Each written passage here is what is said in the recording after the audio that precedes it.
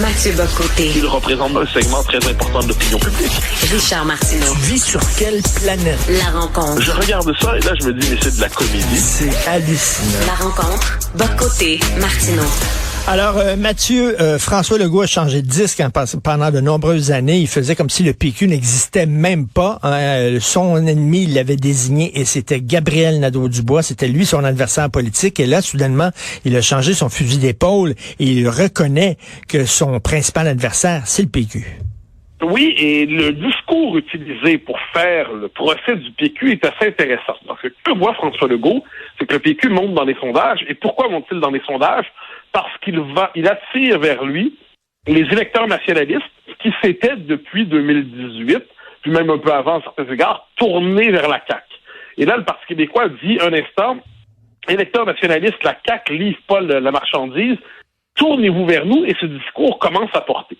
Alors, François Legault, il était très habile, il faut le reconnaître, quand, par exemple, il y avait la campagne de diffamation contre le Québec pour le forcer à se soumettre à la théorie du racisme systémique. Legault savait se tenir. Quand il est devant des fédéralistes ultras qui ont aucun sens d'appartenance nationale fort envers le Québec, eh bien, il sait se tenir. Mais là, il est critiqué par un angle qu'il n'avait pas vu venir. Et des gens du Parti québécois qui disent globalement, en matière d'immigration, vous n'êtes pas à la hauteur. En matière de langue, vous n'êtes pas à la hauteur. Vu en plus là le contexte de l'initiative du siècle, plus le contexte de la régression du français, eh bien, le PQ dit vous n'êtes pas à la hauteur. Et puis là, François Legault ne sait pas comment réagir. Et moi, ce qui me frappe, c'est sa ligne de réponse. Donc, c'est pendant son discours ce week-end dans le cadre du congrès de la CAQ, lorsqu'il dit le Parti québécois, par rapport aux Français, à l'immigration, tout ce qu'ils ont à proposer, c'est le grand soir de l'indépendance. Mais ce qu'il faut, c'est agir dès maintenant, dans l'urgence, et c'est nous qui pouvons le faire.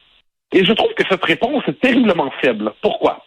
Premièrement, il n'y a rien de contradictoire entre le fait, de dire oui, il faut agir dès maintenant, quel que soit, peu importe comment votre oui ou non, il faut agir dès maintenant. Vous êtes au pouvoir, la CAQ, qu'est-ce que vous allez faire pour le français, l'immigration, l'intégration, et ainsi de suite? Qu'est-ce que vous allez faire?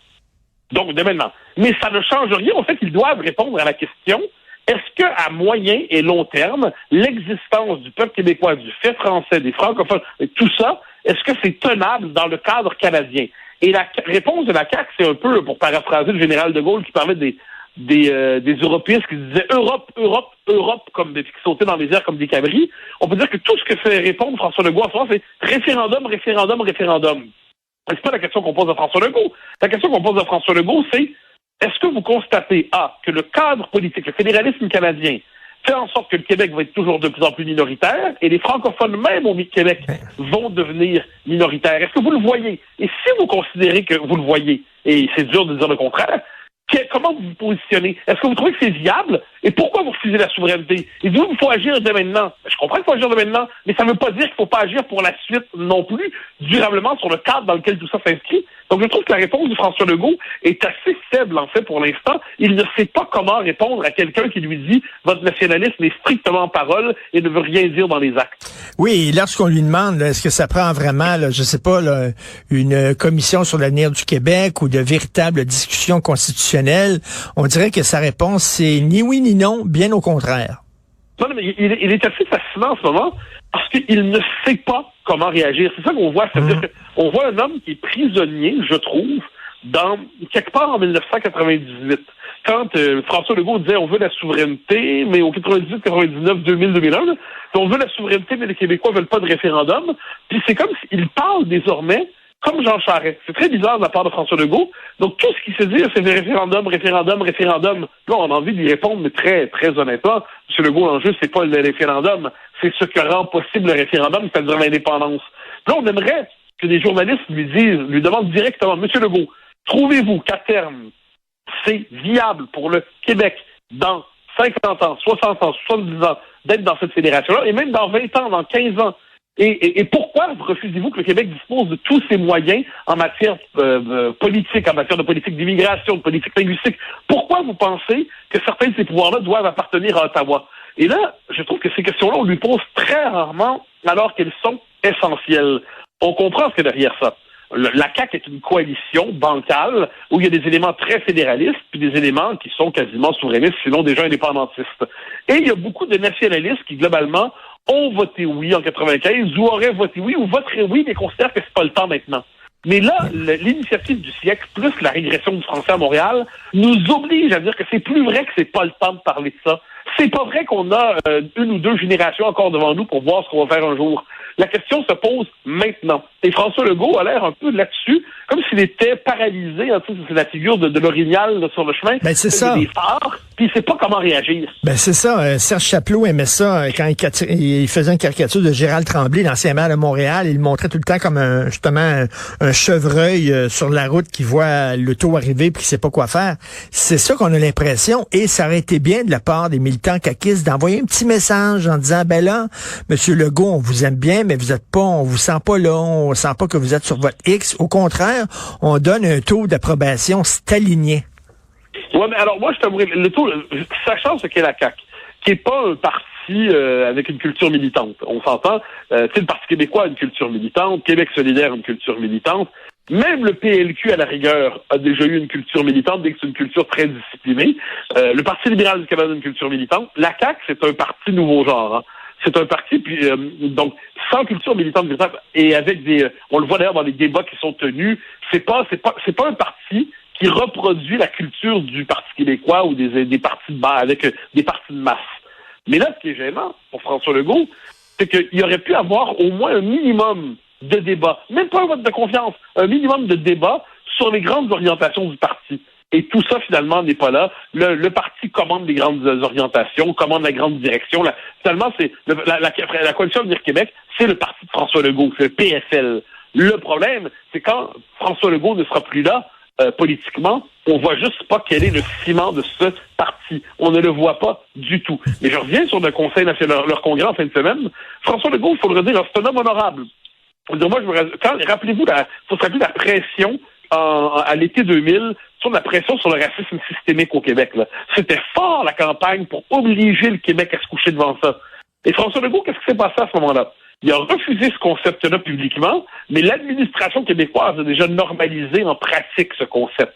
François Legault dit sur l'immigration, il tient tête à tous les espèces les Yves Boisvert et les Rimaël Coury de ce monde. Il leur dit non, je tiens tête, je refuse l'immigration massive dans le discours. Mais dans les faits, il se soumet à l'immigration massive. Donc, j'essaie de comprendre le logiciel de François Legault, qui est un nationalisme tout en parole, mais quand il tente de traduire en actes, il est aux abonnés absents. François Legault doit comprendre que c'est à cause de ça qu'en ce moment, le vote commence à se déplacer un peu vers le Parti québécois. Et s'il veut éviter d'être finalement dépassé être déclassé par nationalisme par le PQ, il va devoir se rendre compte que les paroles ne suffisent pas.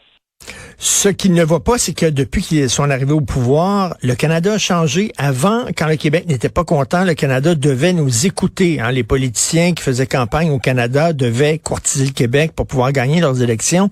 Et ce qui a changé, c'est que le Canada maintenant s'en fout du Québec. On dirait qu'ils se sont séparés du Québec.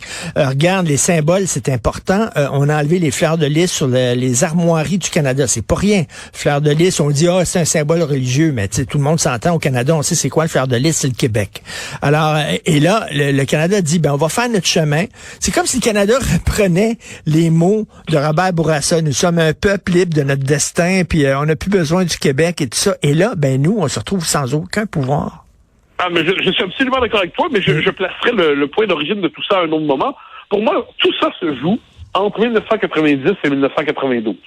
Pourquoi? En 90, qu'est-ce que c'est? C'est l'accord du Lac-Meach. L'accord du Lac-Meach, c'est le dernier moment dans l'histoire du Canada où on considère que la question québécoise en elle-même et à part entière mérite d'être prise en charge par le Canada. Donc, c'est une négociation constitutionnelle centrée sur la question du Québec. Bon, ça échoue. 2 ans plus tard, Charlottetown arrive. Et ça, Charlottetown, qu'est-ce que c'est? La question du Québec n'est plus qu'une question parmi d'autres dans la discussion constitutionnelle canadienne, à côté de la question du multiculturalisme, la question du droit des femmes, la question des Autochtones, la question de l'immigration, la question du droit des autres provinces, la question de l'Ouest. Donc, ce qui s'est passé, il y a un bon moment déjà, mais c'est au début des années 90, et depuis, on ne fait qu'assumer le basculement. On est passé d'un Canada qui se représentait au moins encore de manière résiduelle sur le mode binational. Donc, il fallait faire quelque chose avec le peuple québécois qui ne se sentait pas chez lui, Ensuite, la question du Québec a commencé à se dissoudre à la fois démographiquement et constitutionnellement et politiquement dans le multiculturalisme. Et puis, 30 ans plus tard, c'est une question qui n'existe tout simplement plus. La question du Québec appartient à la préhistoire du Canada. Le Canada, tel qu'il s'est refondé en 82, a transformé sa mentalité. En 92, ça avait déjà évolué. En 2023, on vit dans un monde où la question du Québec ne se pose plus. Et quand on veut même la poser, elle est interprétée sur le mode du suprémacisme ethnique. Donc, de là l'utilité, quelquefois d'ailleurs, d'une lecture historique des événements. Je parlais récemment avec un collègue qui disait, justement, il disait, c'est tout récent que le Canada n'a plus à tenir compte du Québec. Je dis non, c'est une tendance lourde, et on pourrait dire même qu'en 2015, si je ne me trompe pas, quand les conservateurs ont remporté l'élection fédérale majoritaire sans avoir véritablement de base au Québec, c'est qu'on voyait que même aujourd'hui, théoriquement, même pratiquement, il est possible de gagner l'élection sans que le Québec ne pèse sur le résultat électoral. Donc, c'est une tendance lourde. Puis le problème des tendances lourdes, c'est que si on cherche à y résister de l'intérieur, on se fait dévorer. L'idée, c'est qu'il faut s'extraire de cette tendance lourde. Mais ça, c'est la question nationale. La question nationale version indépendantiste que François Legault fuit terriblement. Mathieu, en terminant, est-ce que c'est pas dangereux de la part de François Legault de désigner le PQ comme étant son adversaire principal? Parce qu'avant, il voulait pas rappeler aux Québécois que le PQ était encore en vie, que le PQ existait et que le PQ arrivait avec une option qui était peut-être plus réaliste. Il voulait pas. Donc, il parlait de Québec solidaire, mais là, de dire, je vais maintenant parler au PQ et je le désigne comme mon adversaire principal, c'est pas dangereux pour lui? Il peut pas faire autrement. À un moment donné, la réalité a ses droits. Je dirais ça, moi, j'aime toujours des exemples physiques en la matière. Je veux dire, si je prends 45 livres, puis je t'interdis de m'en parler, ça change pas que le fait que j'ai pris 45 livres, je dois changer mes vêtements, puis il y a des conséquences dans l'organisation pratique de ma vie. À un moment donné, on peut faire semblant, ça tient un coup, mais à un moment donné, faire semblant sans arrêt quand la réalité dit autre chose, à un moment donné, le réel nous rattrape et nous mord la nuque ou nous donne une gifle ou nous donne une baffe. Et la baffe, en ce moment, c'est simplement le constat que le PQ est de retour et il ne peut pas faire autrement. Mais, puis tu as dit quelque chose d'essentiel dans ta manière de poser la question, dit le PQ, est-ce qu'il propose pas une solution plus réaliste? Et là, tu vois, ce que tu viens de dire, c'est important parce qu'il y a un basculement. Normalement, dans l'histoire du Québec, on pourrait dire que les réalistes, c'était les fédéralistes, modérés, nationalistes qui voulaient un statut particulier pour le Québec. Les idéalistes, c'était les indépendantistes. Mais aujourd'hui, il y a beaucoup plus de réalisme dans l'option indépendantiste que de réalisme dans l'espèce d'autonomisme désincarné, utopique d'un François Legault qui colle juste lui à la réalité du Canada tel qu'il est devenu. Donc le réalisme appartient aujourd'hui aux indépendantistes. On pourrait dire que c'est comme ça depuis toujours, mais aujourd'hui, c'est plus vrai que jamais. Alors, c'est PSPP qui doit se réjouir de tout ça, là. Donc là, lui, il faut dire, une position qui lui permet. C'est que chaque fois qu'il est à l'Assemblée nationale, puis il réussit à en faire un moment, un événement, il réussit à ramener la CAQ en disant, regardez, je vous pose une question claire. Il pose toujours la question au premier ministre, ma question est claire. Pourriez-vous y répondre? Puis là, le premier ministre fuit. Il repose la question. Là, on vous dira, c'est plus facile d'être dans l'opposition qu'au pouvoir. Il n'y a pas de doute là-dessus. Être dans l'opposition, ça permet justement de se situer au niveau des principes. Le pouvoir, c'est toujours très c'est des principes contradictoires qui s'entrechoquent à la fois. Il n'en demeure pas moins qu'en ce moment, le Parti québécois n'a pas fini sa croissance. Sa zone de croissance est encore assez large, je crois. Merci beaucoup, Mathieu. On se reparle demain. Mathieu Bock-Côté. Il représente un segment très important de l'opinion publique. Richard Martineau. Tu vis sur quelle planète? La rencontre. Je regarde ça et là, je me dis, mais c'est de la comédie. C'est hallucinant. La rencontre. Bock-Côté, Martineau. Alors, Mathieu, on sait que Pierre Poilievre est parti en guerre contre le nouveau passeport. Il y a des gens qui vont dire, c'est symbolique, là, les images qu'on voit sur le passeport. C'est vraiment pas intéressant, c'est anecdotique. Qu'est-ce que tu en penses? Non, moi, je suis pas d'accord du tout. Je pense que alors, il est bien vu en ce moment de se moquer de Poilievre. Il est bien vu d'en dire du mal. Il est bien vu de le traiter comme un ticoun. Il est bien vu de le traiter comme une espèce de figure périphérique un peu lunaire. Là. Or, le fait est que c'est la première fois depuis Stephen Harper que les conservateurs ont un chef qui s'oppose pas seulement politiquement, mais idéologiquement aux libéraux. Il le fait pas complètement, il le fait très partiellement, mais avec lui, le conservatisme canadien est autre chose qu'une version pâle du Parti libéral. Premier élément. Dont on peut apprécier ou non, mais je pense que c'est important de noter. Deuxième élément, le fait est qu'Ottawa a décidé de changer la symbolique du passeport. Objectivement, Ottawa a décidé de le faire. Derrière cette décision, il y a une représentation des choses. Il y a une manière de se représenter les symboles du pays, il y a une manière de se représenter l'identité du pays, la culture du pays. Et Pierre Poilievre est tout à fait en droit. On dit qu'il fait une grosse histoire à partir de rien. Mais je m'excuse, mais le point de départ de cette histoire-là, c'est pas Pierre Poilievre. Le point de départ de cette histoire-là, c'est la modification du passeport. Et Pierre Poilievre voit qu'on modifie le passeport et il voit là-dedans une manifestation parmi d'autres de ce qu'on appelle, avec raison, le Canada post-national. Le Canada post-national qui veut tellement se définir dans les valeurs des temps présents, dans le culte de la diversité, qu'il n'est plus capable d'assumer ni de près ni de loin son histoire, qu'il ne sait plus quoi faire de son histoire, qu'il ne sait plus quoi faire de ses grands personnages, qu'il ne sait plus quoi faire de ses monuments, de ses grands événements. Puis qu'est-ce qui lui reste au point d'arriver? Un écureuil et autre chose. Donc une représentation assez minimaliste du symbole, de l'univers symbolique canadien. Je fais un lien avec les euros. Alors c'est intéressant parce que on a tendance à l'oublier, mais avant l'euro, il y avait les monnaies nationales. Sur les monnaies nationales, il y avait les symboles nationaux forts. Qu'est-ce qu'on voit sur les euros aujourd'hui, globalement? C'est des ponts, mais des ponts génériques, des ponts qui n'existent pas vraiment. Donc, c'est comme si l'Europe, justement, qui pour ne pas privilégier telle culture, tel pays, telle identité, telle nation, lorsqu'elle cherchait à se donner une symbolique, ne pouvait se donner qu'une symbolique faible, une symbolique quasiment morte, inexistante, des ponts génériques. Mais au Canada, ça donne un écureuil générique. Je pense que Pierre Poilievre, fondamentalement, a raison. Puis un petit détail, dans sa vidéo, qui circule beaucoup, on rappelle que Justin Trudeau et la famille Trudeau a toujours eu une sympathie, par exemple, pour la Chine communiste, pour Fidel Castro. Je m'excuse, mais avoir de la sympathie pour des pays soit totalitaires, soit pour des dictateurs, ça ne devrait pas être considéré comme banal. Et je pense qu'il est bien que Poilievre, de ce point de vue, rappelle les complaisances coupables de la famille Trudeau par rapport à des figures qui sont en rien des démocrates. Mathieu, lorsqu'il parle du Canada, Justin Trudeau dit il y a les Autochtones, les gens qui étaient là avant qu'on arrive, et il y a les nouveaux arrivants.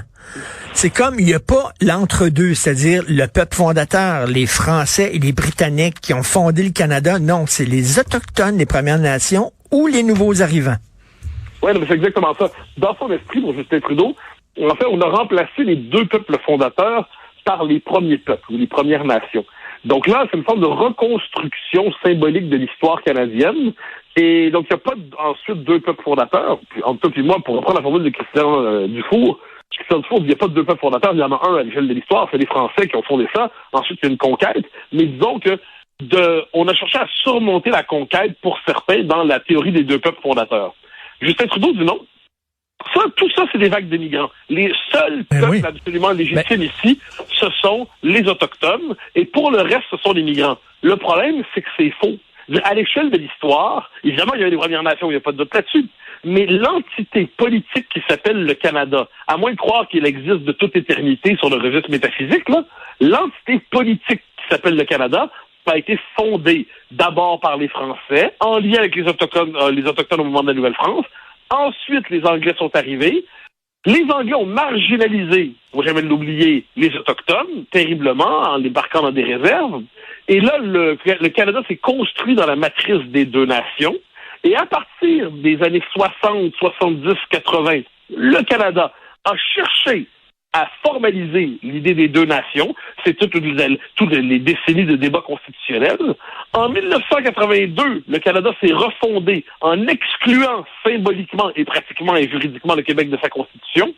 Le dernier moment où on a cherché à reconnaître la notion des deux peuples fondateurs, c'est en 1990, au moment de l'accord du Lac-Meach, et dès 92, au moment de Charlottetown, eh bien, la question du Québec ne pouvait être désormais mentionnée que comme un élément parmi d'autres dans la diversité canadienne. Puis puisque la question du Québec appartenait à la vieille histoire du Canada, eh bien, finalement, il fallait mentionner toute la diversité possible, mais jamais mentionner la réalité québécoise. Donc, quand on a tout ça à l'esprit, ce qu'on voit, c'est que pour Justin Trudeau, il faut un fondement, un pays. Un pays ne peut pas être un flottement absolu. Donc, ce sont des Autochtones. Le reste, ce ne sont que des immigrés. C'est simplement une histoire fausse. Ben, c'est comme si tu disais, les Autochtones, c'est les racines, les immigrants, c'est les feuilles, mais on oublie l'arbre.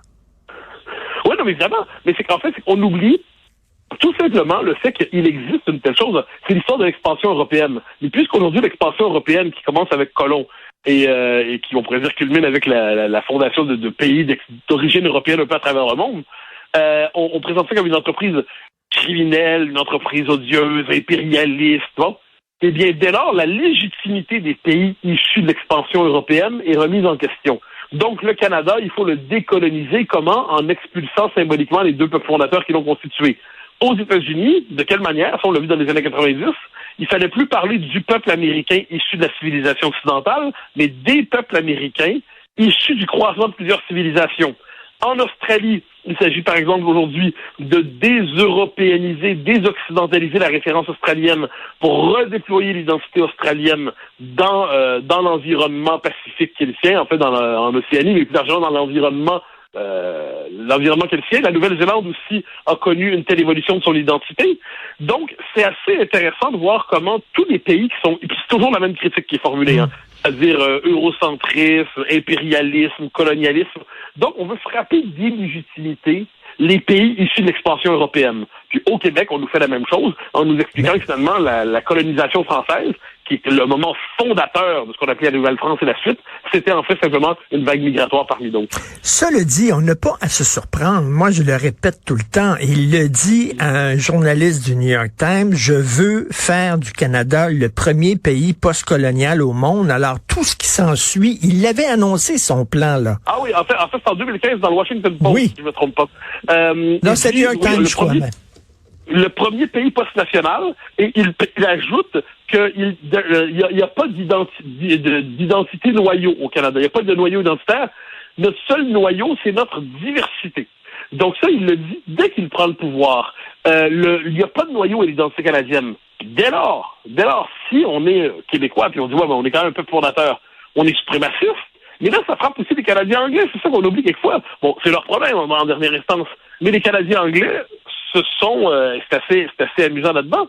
Ils disent, on existe quand même. Par exemple, la référence à la couronne, tout ça. Et ils ont quelquefois l'impression d'être eux-mêmes liquidés dans ce Canada nouveau.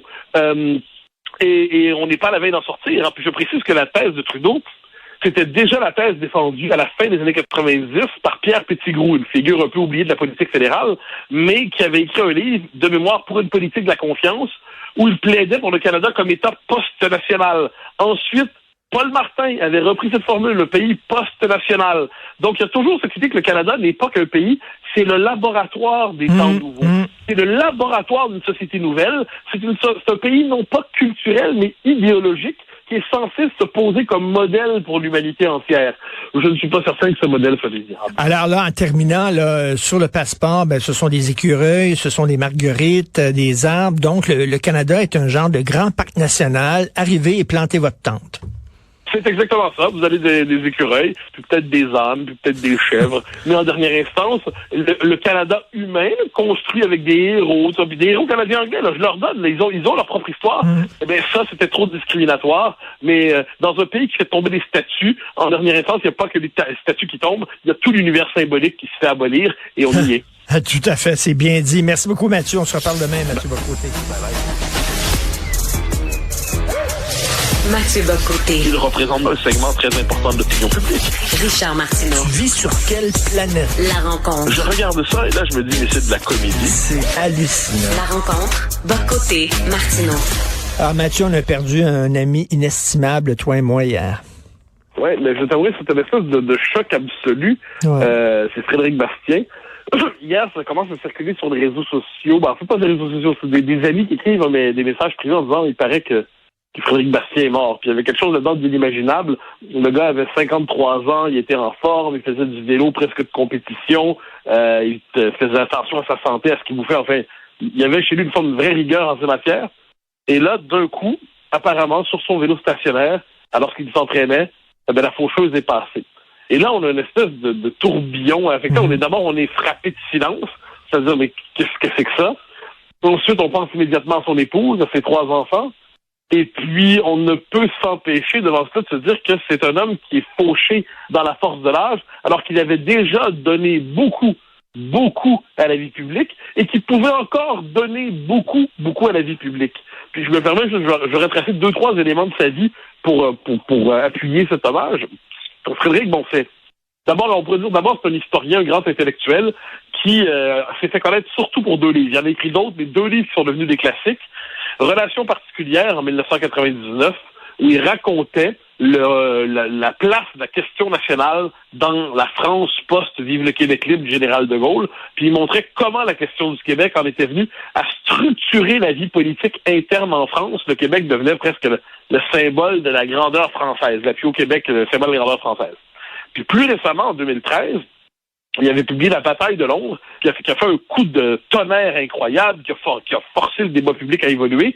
Puis il montrait comment le rapatriement de la Constitution en 82 était enfin un coup d'État porté par certains juges de la Cour suprême qui avaient rendu possible le projet de Trudeau. Il avait découvert des choses dans les archives qui étaient inespérées. Ensuite, Frédéric, c'est un militant. C'est un militant indépendantiste depuis toujours, au moment des années 80. Là, quand c'était un projet qui était jugé mort, il était déjà là-dedans. Il n'a jamais abandonné la cause. C'est un militant ardent, passionné, puis qui avait cru ces dernières années que le temps était venu pour lui de faire un pas de plus puis se lancer directement en politique.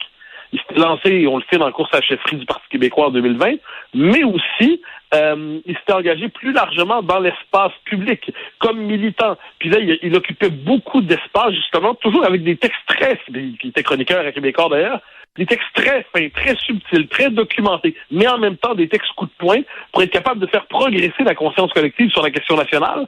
Et il était courageux contre toute la doxa de l'époque. Donc, il critiquait, il était un promoteur ardent de la laïcité, il n'hésitait pas à critiquer l'islamisme dans toutes ses dimensions, il critiquait le politiquement correct, il critiquait cette espèce de machine qui étouffe la pensée, et il était convaincu, puis on lui avait tous parlé récemment, dans le sens, c'est ça qui est bouleversant, il était convaincu que la suite pour lui, d'une manière ou d'autre, allait lui permettre de s'engager encore plus pour ses convictions. Et là, l'horrible faucheuse, la vie dans toute son injustice, nous a pris un ami, a pris un père, a pris un mari, puis a pris par ailleurs un véritable, un authentique intellectuel québécois. Écoute, tu disais, entre autres, son combat contre le communautarisme et contre l'islam radical. On avait un autre ami commun, là, qui était David Ouellette, qu'on aimait beaucoup, Mathieu. Et David, justement, suivait la montée de l'islam radical, écrivait régulièrement là-dessus, connaissait très, très bien le dossier. David avait un peu passé le flambeau à Frédéric. Hein, oui, mais tu as fait raison. Dans les derniers temps de David, qui avait un cancer atroce, qu'on a perdu en février 2022, si je ne me trompe pas, tu as absolument raison de le mentionner, parce que, pour la petite histoire, dans les dernières semaines de David, Frédéric allait le voir assez souvent chez lui, je crois, et Frédéric, qui avait un vrai don pour les langues, s'était mis à apprendre l'hébreu. Et il écrivait quelquefois à David en hébreu. Alors, c'était 2 Québécois qui s'écrivaient en hébreu de temps en temps. C'est un peu... ça nous en dit beaucoup sur Frédéric. Mais oui, David Ouellette il me l'avait dit comme ça, d'ailleurs, je me rappelle une fois chez lui, avait dit Frédéric prend le relais. Il prend le relais, c'est-à-dire d'une connaissance, non pas seulement théorique, mais documentée, quantifiée, chiffrée, précise de la percée islamiste au Canada et au Québec. Puis Frédéric, en ces matières, qui avait une capacité de porter la plume ou l'épée dans l'espace public, avait repris, tu as tout à fait raison de le dire, c'est très, très juste, le combat contre l'islamisme, et de ce point de vue, la perte de l'un après la perte de l'autre, comme je le dis, au-delà de la dimension personnelle qui est atroce, eh bien, sur le plan de la vie publique, c'est une vraie perte pour notre capacité à comprendre notre société. Ben, tout à fait. Et Frédéric Bastien, il n'était pas seulement un commentateur là, nationaliste, c'était un historien et un chercheur. C'est quelqu'un qui débusquait des documents qui étaient gardés secrets. Son livre, La bataille de Londres, c'est ça. Il est allé chercher des documents qu'on ne connaissait pas il a montré justement que le rapatriement de la Constitution, il y avait un côté sombre, un côté secret qui a réussi à dévoiler. Et c'est pour ça que sa perte, elle est inestimable. C'est une grande perte pour le mouvement souverainiste au Québec. Ah, mais je suis absolument d'accord. Tu as raison de dire, tu sais, moi, je suis comme d'autres, lui-même l'était d'ailleurs, très sceptique sur ce que devient aujourd'hui l'histoire académique. Puis d'ailleurs, je précise qu'un type de son envergure avec son œuvre avait été obligé de se replier vers l'enseignement collégial, qui n'est pas déshonorant du tout, mais il n'avait pas réussi à se faire une place à l'université parce que les petites, la clique mondaine progressiste juge que l'histoire politique, c'est pas une vraie histoire.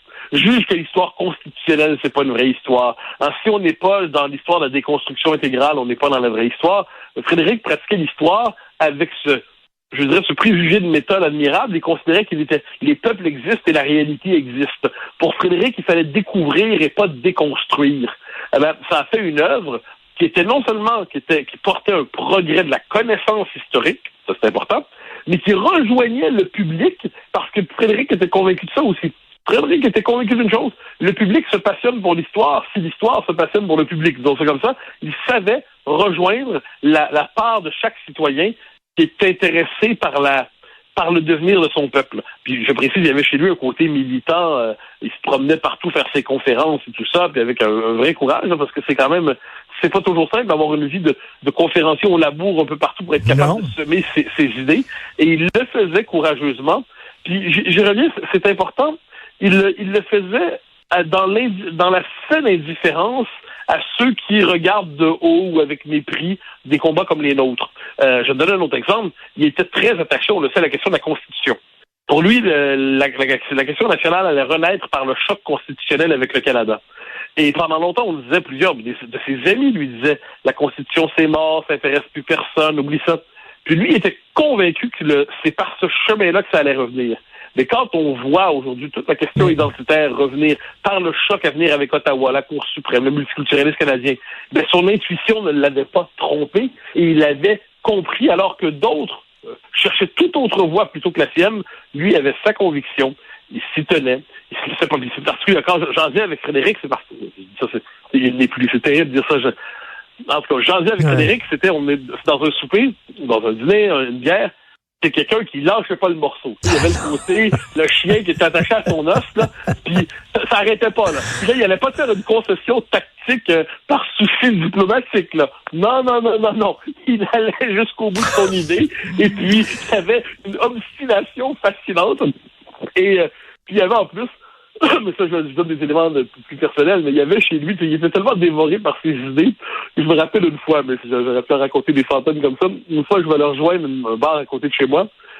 Puis là, je m'installe, puis là, il commence à m'exposer son idée, genre en général, où est-ce qu'on en est rendu dans l'évolution constitutionnelle du Québec. Au bout de 45 minutes, il me dit « Comment vas-tu? » Oui. Très bien. Puis là, il poursuivait sur sa thèse. Donc... Exactement, Mathieu. On rit pour pas pleurer, mais tu sais, Frédéric, c'était un vrai intellectuel qui était vraiment dans le milieu des idées. Et des fois, il pouvait être maladroit un peu dans ses relations interpersonnelles, pas par manque de délicatesse, au contraire, mais il était tellement pris par ses idées dans sa tête que des fois, il pouvait être bizarre. Ah non, il n'y a pas de doute là-dessus. Mais ça le rendait attachant. Et là, quand on se raconte ça, ça fait même pas 24 heures. Là, on a l'impression que tout ça effraie d'un coup, tout ça, et la suite est impossible, tout ça est avorté. C'est atroce. C'est atroce. Et ce qui m'attriste, c'est qu'il y a des gens aujourd'hui qui doivent se réjouir de sa disparition. Écoute, j'ai vu passer sur les médias sociaux qui sont, on le sait, des égouts à ciel ouvert. Il y a un groupe qui s'appelle Sortons les poubelles, qui se veulent les justiciers de la radio et qui se veulent, là, nous autres, on veut purifier les ondes. Et ils ont mis une photo de Frédéric Bastien ce matin en disant, et il collaborait souvent à Radio X. Comme si ça montrait que c'était un suspect, que c'était pas quelqu'un de crédible, que tu sais, déjà, là, on se réjouit de sa disparition. Tout ça est épouvantable. Ce sont des charognards. Ces gens-là méritent un crachat au visage. Ce sont des charognards de dire des choses comme ça. La décence la plus élémentaire veut que même devant un ennemi, il y a une forme de pause protocolaire dans la version, le temps pour ses proches de comprendre ce qui vient d'arriver, ce que tu évoques là.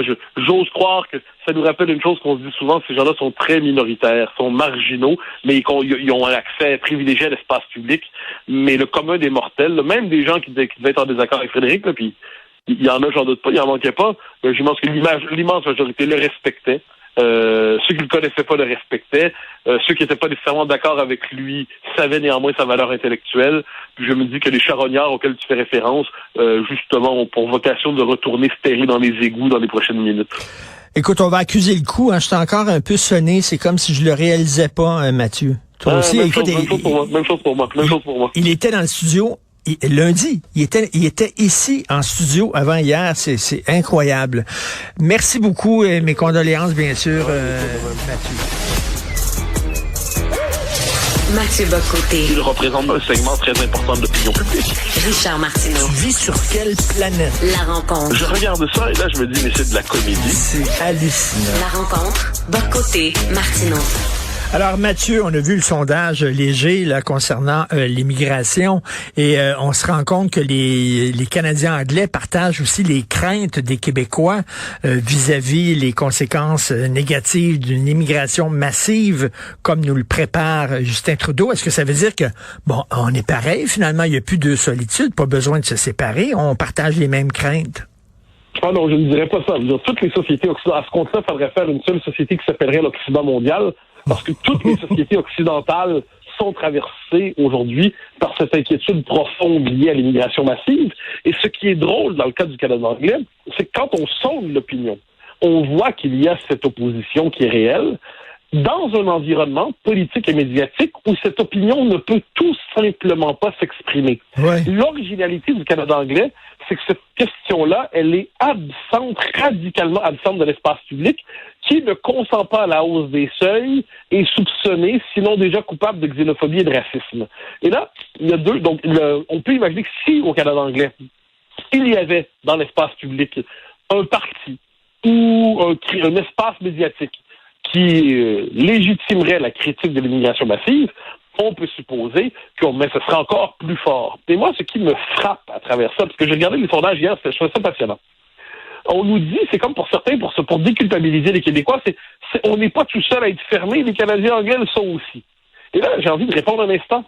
S'opposer à l'immigration massive, ce n'est pas être fermé ou raciste ou xénophobe. Et on a jeté ce soupçon. Donc là, on se réconforte en disant que les autres sont aussi pires que nous.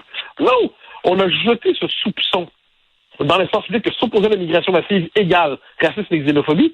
Ce n'est pas le cas. Et là, pour donner la preuve, apparemment, que les Québécois seraient ouverts à l'immigration, puis ils seraient donc ouverts puis merveilleux, on donne des chiffres, notamment sur les Québécois croient qu'elle peut aider pour la pénurie de main-d'œuvre, peut rajeunir la population, peut servir à la croissance économique. Mais ça, quand les Québécois disent ça, puis là, il faut se rappeler, c'est que c'est simplement faux. Toutes les études à peu près sérieuses, et même les autres, confirment que l'immigration n'est pas un problème à la pénurie de main-d'œuvre. C'est simplement faux. C'est pas genre un peu vrai, un peu faux, c'est faux. L'immigration n'est pas un problème au rajeunissement, au vieillissement de la population. Ça, il y a un livre remarquable qui a documenté ça il y a une dizaine d'années. Les conclusions en sont chaque fois confirmées. C'est Le remède imaginaire de Benoît Dubreuil et Guillaume Marois. Et l'immigration n'est pas un facteur de croissance économique au sens où, si ça augmente la taille de l'économie, ça rend pas ceux qui participent à cette économie plus riches. Ça sert les intérêts d'une catégorie particulière de la population, de la frange du patronat qui a besoin d'un cheap labor et qui veut pas augmenter ses salaires. Alors là, voyant tout ça, je trouve que c'est intéressant ce sondage parce qu'il est à la fois révélateur de confusion mentale, donc autour de qu'est-ce qui est ouvert ou non.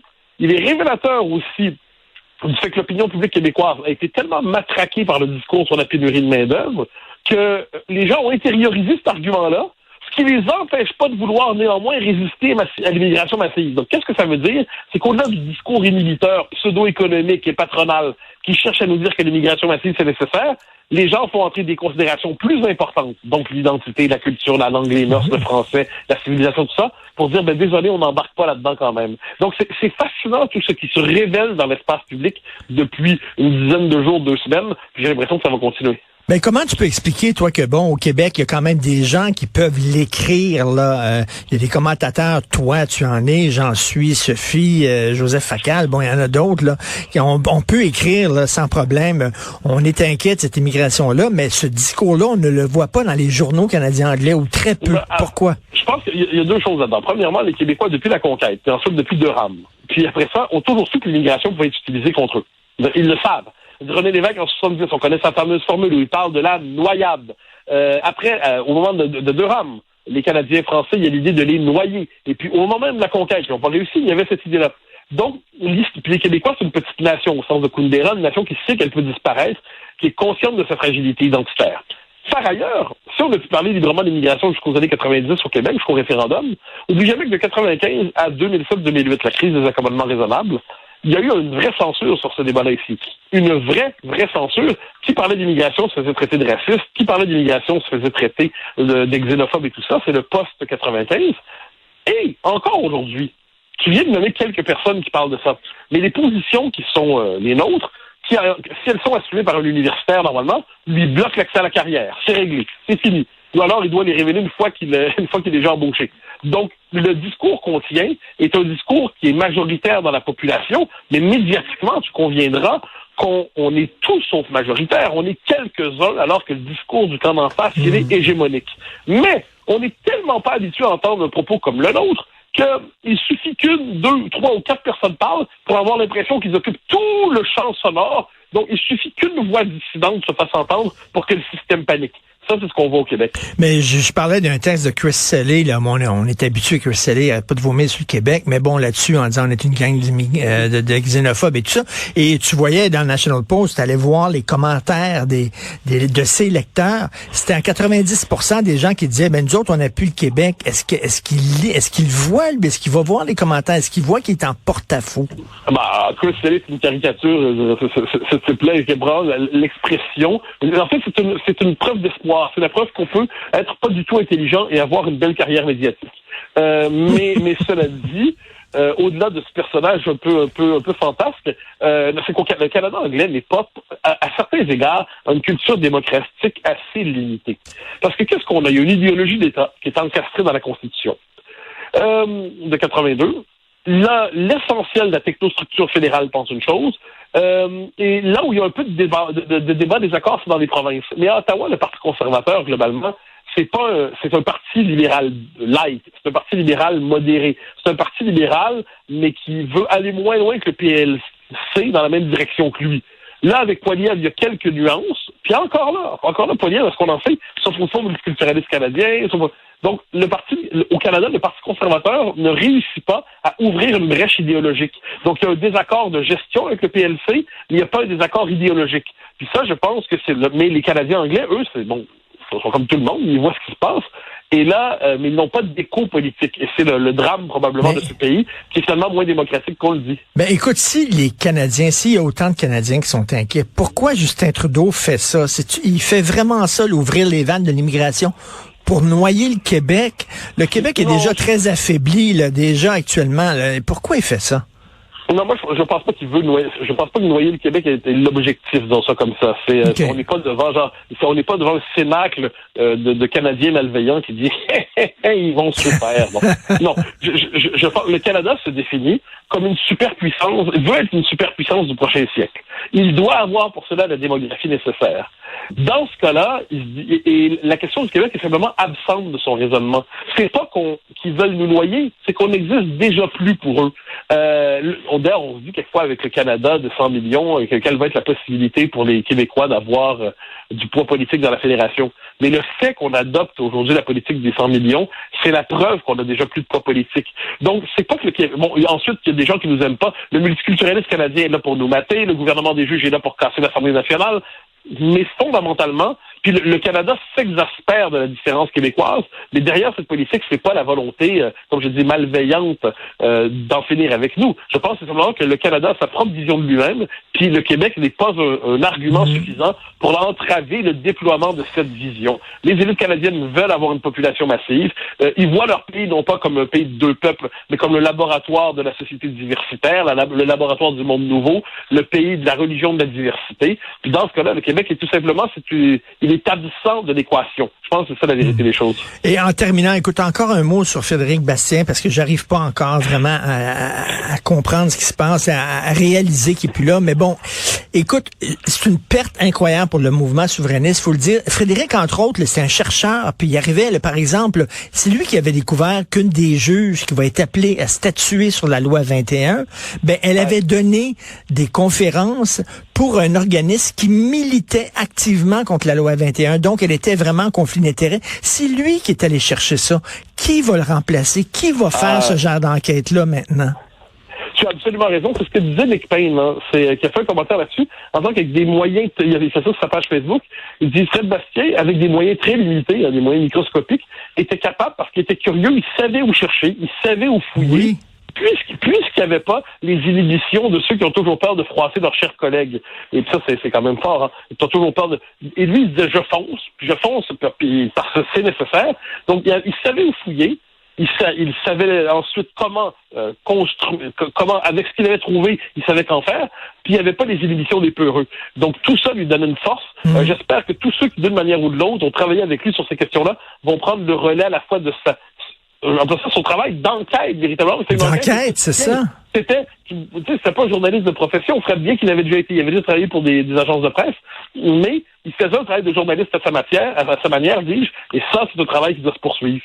Ah oui, il doit se poursuivre, parce que là, vraiment, il va avoir un trou incroyable. Merci beaucoup, Mathieu. On se reparle demain. Bonne journée. Bye bye.